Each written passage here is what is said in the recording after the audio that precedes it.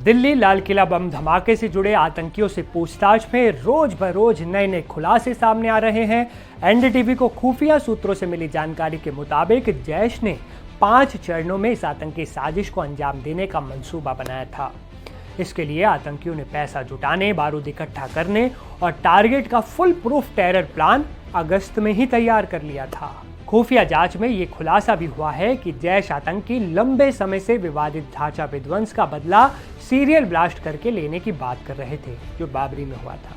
इसके लिए कुल 30 लाख रुपए जुटाए गए थे। ये 30 लाख रुपए doctor Muzammil, doctor Adil, doctor Umar और डॉक्टर शाहीन ने जुटाए थे। इसके बाद आतंकी साजिश का ये पूरा पैसा उमर के हवाले कर दिया गया। फिर इन्हीं पैसों से 3 लाख रुपए खर्च करके 26 क्विंटल एनपीके फर्टिलाइजर हरियाणा के नूह और गुरुग्राम जैसे बाजारों से उर्वरक के तौर पर खरीदा गया। इस फर्टिलाइजर का आईईडी यानी इम्प्रोवाइज्ड एक्सप्लोसिव डिवाइस के तौर पर इस्तेमाल किया जाना था।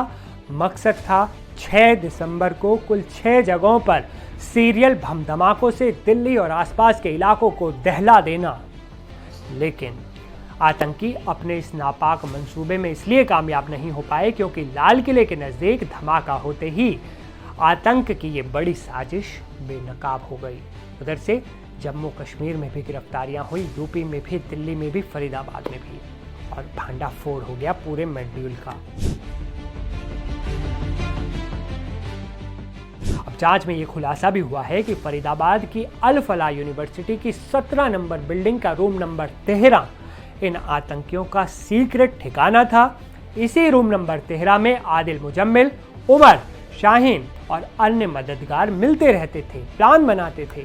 पुलवामा के मुजम्मिल के इसी रूम में दिल्ली, यूपी और बड़े जगहों पर जो लोकेशंस थे वो टारगेट के तौर पर इन्होंने चुने थे सबने मिलकर।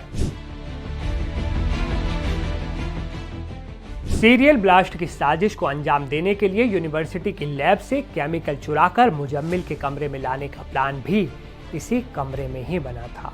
यहीं से कई इलेक्ट्रॉनिक उपकरण और पेन ड्राइव भी मिले हैं। यहीं से केमिकल फरीदाबाद में धोज और तगा गांव में ले जाया गया। यहीं से अमोनियम नाइट्रेट और अन्य रसायनों के साथ यहां विस्फोटक बनाया गया था। सोचिए यूनिवर्सिटी के कमरे में क्या क्या चल रहा था।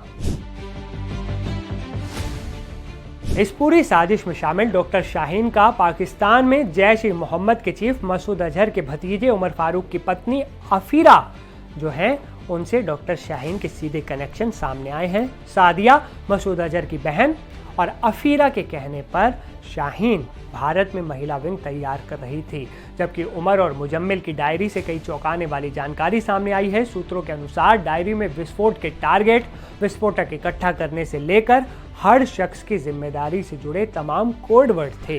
मतलब कौन क्या काम करेगा, किसकी क्या जिम्मेदारी है, सब कुछ शामिल था। मुजम्मिल के धोज के ठिकानों से भी एक डायरी मिली है।